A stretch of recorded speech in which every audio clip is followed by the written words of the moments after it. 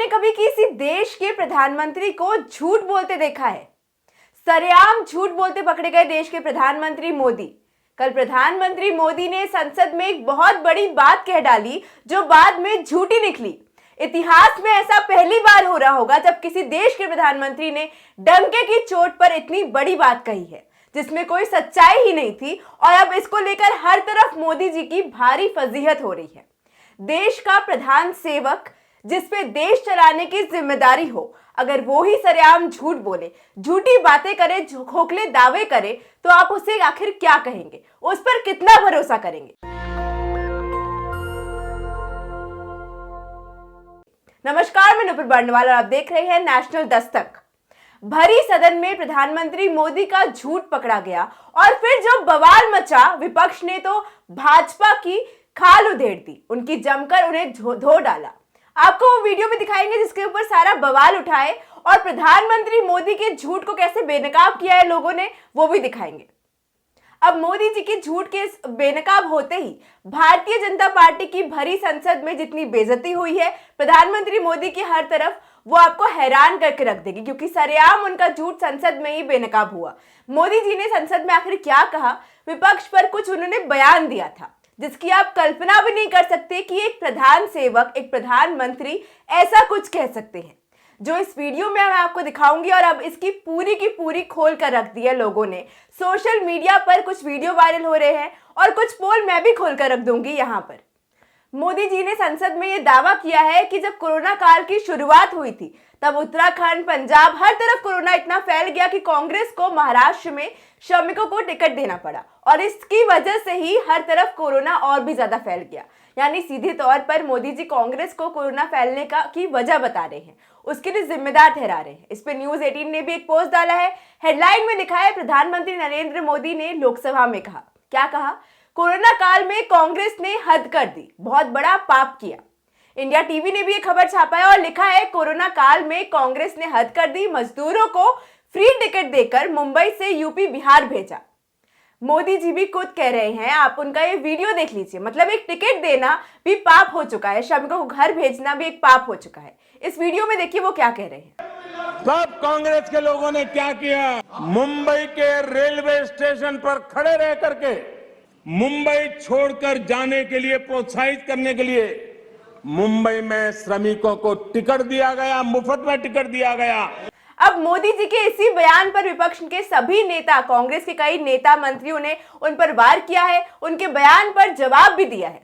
अब जवाब मैं देती हूँ। असल में हुआ ये था कि जब कोरोना काल की शुरुआत हुई थी तब मोदी सरकार ने कुछ ट्रेनें चलाई थी, और अब मोदी जी ने ही ये आरोप भी लगा दिया है कि कांग्रेस के ऊपर कि वो श्रमिकों को घर भेज रहे थे, जिसकी वजह से कोरोना बढ़ गया। और साथ में शिवराज सरकार ने भी कुछ बसें चलाई थी, आपको याद होगा।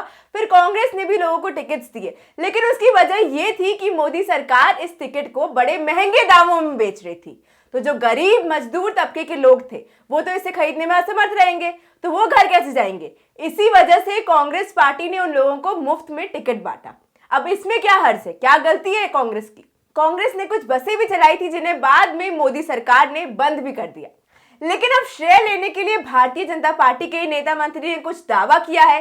क्रेडिट लेने का काम तो इनका पुराना है, आप ये बात जानते ही हैं। वही काम तेरा नाम मेरा वाला हाल है इनका। तो कई दिग्गज नेताओं ने क्रेडिट लेने के लिए ये कह डाला है कि हमने इतनी ट्रेनें चलवाई। उनका बयान भी आया था, आपको याद होगा, 1 साल पहले की बात है ये। आपको वो वीडियो पूरी तरह से दिखाएंगे। बसें चलवाई थी, उन्होंने कहा था मजदूरों को घर भेजने के लिए। मैं एक एक करके वो वीडियो आपको दिखाऊंगी और जो इनके झूठ को पूरी तरह से बेपर्दा करके रख देगा। अब श्रीनिवास बीवी ने भी इस पर मुंह खोला है, जवाब दिया है, उन पर वार किया है। उनका जवाब बेहद महत्वपूर्ण है। वो एक बड़े नेता है और इंडियन यूथ कांग्रेस के राष्ट्रीय अध्यक्ष हैं। तो श्रीनिवास ने एक वीडियो ढूंढ निकाली है और उसे अपने ट्विटर अकाउंट पर पोस्ट किया है, जब मोदी सरकार के एक सांसद महोदय डंके की चोट पर श्रेय लेते नजर आ रहे हैं मजदूरों को घर भेजने का, ट्रेनें चलवाने का। इस वीडियो के बाद प्रधानमंत्री मोदी का सच तो सबके सामने आ ही जाएगा, और साथ ही भारतीय जनता पार्टी और भी ज्यादा दलदल में गिर गई है। श्रीनिवास बीवी ने अपने ट्वीट में लिखा है, प्रधानमंत्री का एक दावा है। अब दावा क्या है वो भी बता रहे हैं वो। कोरोना के दौरान कांग्रेस ने श्रमिकों को ट्रेन का फ्री टिकट देकर घर भेजा, फिर श्रमिकों ने बीमारी फैलाई और उनकी ही सरकार ने संसद में 2 फरवरी को दावा किया था कि मोदी जी के नेतृत्व में हमने श्रमिक ट्रेन चलाई और 63 लाख श्रमिकों को घर भेजा। आखिर कहना क्या चाहते हो? आप उनका ये वीडियो भी देख लीजिए। संचालित की गई जिसमें 63 लाख से ज्यादा लोगों को उनके घरों तक पहुंचाने का काम अगर किसी ने किया तो मोदी सरकार ने किया। अब आपने खुद अपनी आंखों से देखा और सुन भी लिया होगा कि किस तरह उन्हीं की सरकार में सांसद महोदय कह रहे हैं कि मोदी सरकार ने श्रमिक ट्रेन चलाई और 63 लाख श्रमिकों को घर भेजा। ये है काम तेरा नाम मेरा वाली राजनीति। और ये वही सरकार है अब यहाँ मोदी जी कांग्रेस पर कोरोना फैलाने का आरोप लगा रहे हैं। अब प्रधानमंत्री ने जो ट्रेनें शुरू की थी उसमें कहीं से भी ये बात नहीं थी कि वो फ्री में चलाई जा रही है। उन्होंने ट्रेन तो चलाई थी लेकिन उसका किराया बड़ा महंगा रखा था। इसके बाद कांग्रेस ने जो ट्रेन चलाई थी उसमें दिक्कत ये थी कि उन्होंने मजदूरों को फ्री में रेल टिकट दिया और उन्हें घर भेजा। तो आपत्ति इसलिए भाजपा को हो रही है। आइए एक फैक्ट चेक करते हैं।